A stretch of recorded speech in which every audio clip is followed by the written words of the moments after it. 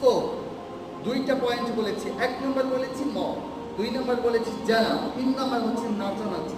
বলেন তো সমাজের ভিতরে এই অশ্লীল কাজটা কম না বেশি?